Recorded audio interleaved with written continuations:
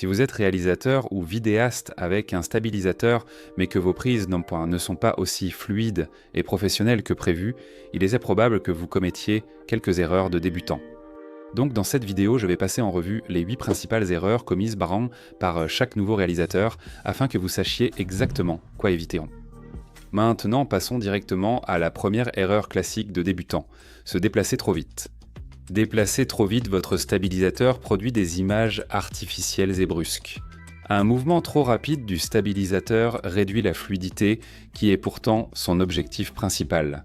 Des mouvements rapides dépassent la capacité du stabilisateur à maintenir la stabilité, ce qui entraîne des prises de vue tremblantes et saccadées, annulant ainsi l'intérêt d'utiliser un stabilisateur. Lors de votre prochain tournage, entraînez-vous à des mouvements lents et maîtrisés. Pratiquez d'abord des prises avec des mouvements de caméra délibérés. Cela aide à se familiariser avec la réactivité de votre stabilisateur et garantit des prises de vue plus fluides. Réglez aussi les paramètres de votre stabilisateur, notamment la vitesse des mouvements proposés par certains modèles. Celui-ci propose des vitesses de moteur rapides, moyennes ou lentes. Personnellement, je trouve que les réglages lents donnent les meilleurs résultats. Alors assurez-vous d'expérimenter avec ces réglages et de trouver le bon équilibre entre la vitesse et la fluidité pour correspondre au mieux à votre style de prise de vue. Erreur classique numéro 2, stabilisateur mal équilibré. Un réalisateur qui n'équilibre pas correctement son stabilisateur, c'est un peu comme un coureur qui ne noue pas ses lacets avant une course vraiment importante. Ne pas équilibrer correctement votre stabilisateur peut entraîner des images tremblantes, ce qui affecte la qualité globale de votre vidéo. Un stabilisateur équilibré assure des prises de vue fluides et stables, améliorant le rendu professionnel. Les débutants doivent maîtriser l'équilibrage du stabilisateur pour un rendu professionnel. Cela évite les distractions des images tremblantes qui détournent l'attention du récit. C'est rapide et facile à faire et cela fait une énorme différence sur vos images. Bonjour, vous êtes amical, n'est-ce pas? Waouh, bonjour, comment ça va? Ravi de vous rencontrer. Ça ne vous dérange pas si je vous mets sur YouTube? La troisième erreur, c'est filmer sans intention. Une erreur fréquente avec un stabilisateur est d'appuyer sur enregistrer dès le début. Commencez simplement à marcher partout et filmer tout ce que vous voyez.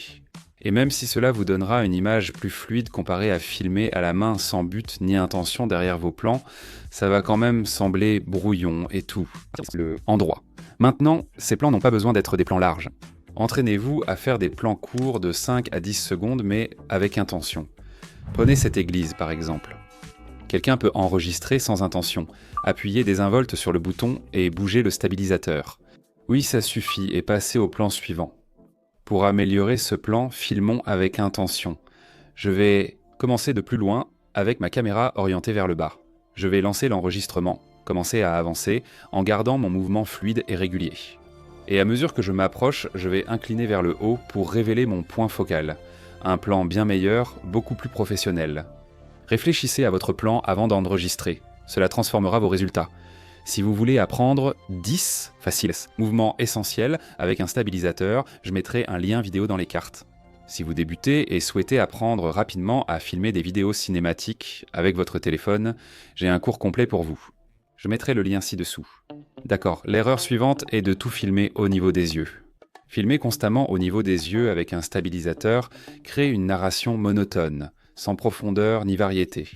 Les plans à hauteur des yeux, bien que naturels, deviennent vite ennuyeux et ne transmettent pas toujours l'émotion ou l'ambiance voulue. Pour éviter cette erreur fréquente, explorez différents angles de caméra. Filmer avec un stabilisateur rend beaucoup plus facile le fait de placer votre caméra près du sol, alors profitez-en. Avec ce stabilisateur et la poignée d'extension, je n'ai presque plus besoin de me pencher pour filmer en contre-plongée. Les angles bas rendent l'effet plus dramatique et accentuent le mouvement de la caméra car le sol défile vite dessous. Placez la caméra plus haut pour un angle plus intéressant. Cherchez des perspectives plus inhabituelles pour ajouter de l'intérêt visuel à vos films et vidéos. Expérimenter différents angles de caméra vous permet de raconter votre histoire de manière plus dynamique et de captiver le public grâce à des compositions variées et réfléchies. La prochaine erreur est de ne pas utiliser les fonctions du stabilisateur. Maintenant, chaque stabilisateur aura différentes fonctionnalités pour vous aider à obtenir les prises de vue les plus fluides possibles. Alors ne faites pas l'erreur de ne pas utiliser. Ce stabilisateur offre un suivi intelligence artificielle intégré, impressionnant et facile à utiliser. Surtout si vous êtes un vidéaste solo. Par exemple, imaginons que je sois vidéaste de voyage voulant filmer seul des plans cinématographiques. Des plans de coupe. Pour cela, il suffit de faire le geste OK au stabilisateur qui commencera alors à me suivre. et c'est incroyablement précis. Même si je passe derrière quelque chose, le stabilisateur continuera à me suivre. Et comme vous pouvez l'imaginer, si vous n'avez pas d'opérateur caméra pour vous aider lors des tournages, alors c'est un vrai changement de donne. Ce stabilisateur offre un contrôle Bluetooth sans fil, un joystick et un contrôle par mouvement. Il permet de filmer en vidéo horizontale ou verticale. De plus, c'est un stabilisateur hybride tout en un.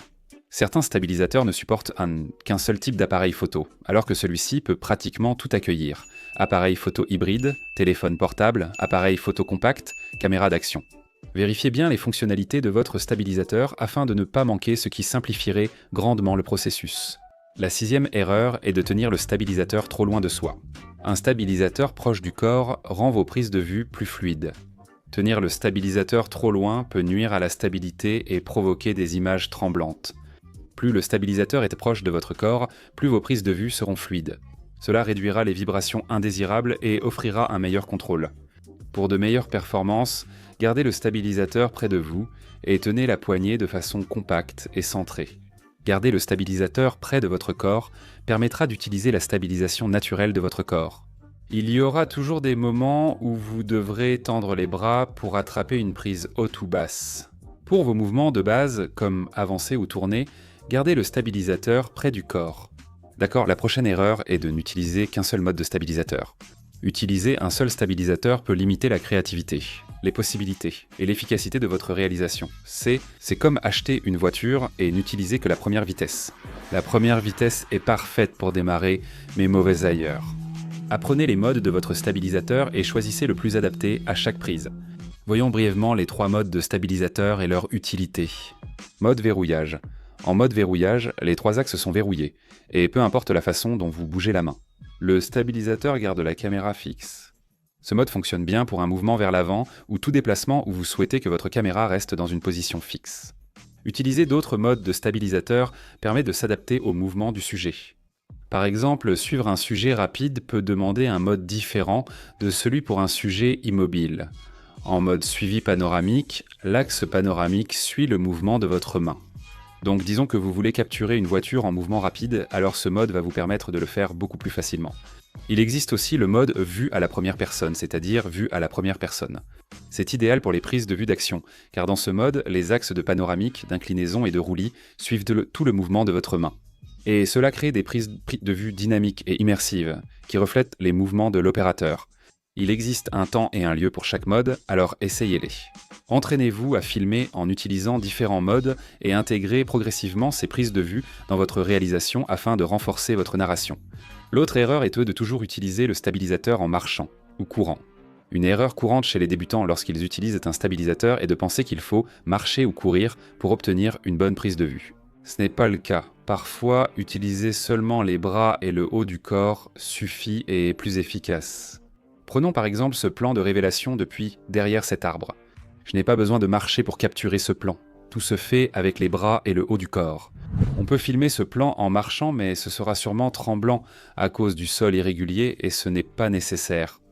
Avant d'appuyer sur enregistrer avec un stabilisateur, demandez-vous si marcher est nécessaire pour ce plan. Parce que si la réponse est non, utilisez simplement vos bras et le haut de votre corps pour créer le mouvement. J'ai une vidéo entière consacrée au mouvement de stabilisateur sans bouger les pieds, je la mettrai en lien dans les fiches. Prochaine erreur, utilisez un stabilisateur inadapté à votre configuration, notamment s'il ne supporte pas le poids d'un trait de votre caméra, ce qui va mettre une énorme pression sur les moteurs du stabilisateur, ce qui entraînera des images tremblantes. Ou d'avoir un stabilisateur qui est tout simplement trop grand et exagéré pour votre configuration. Prenez ce stabilisateur ici. Par exemple, le Scorp Mini 2. C'est parfait pour une configuration avec un smartphone comme celle-ci. Il peut supporter une charge d'environ 1200 grammes, donc il peut facilement accueillir un smartphone de grande taille. Cependant, si j'utilisais ici mon appareil photo principal avec un objectif plus gros, ce stabilisateur aurait du mal. Dans ce cas, mieux vaut que je choisisse le Scorp de fait pour des charges plus lourdes. Ou si je voulais vraiment pousser les choses, du point de vue du poids, alors j'opterais pour le Scorp Pro. Il supporte jusqu'à 4,8 kg idéal pour appareil photo réflexe et caméra de cinéma. Investissez dans le stabilisateur adapté à votre configuration, le meilleur résultat possible.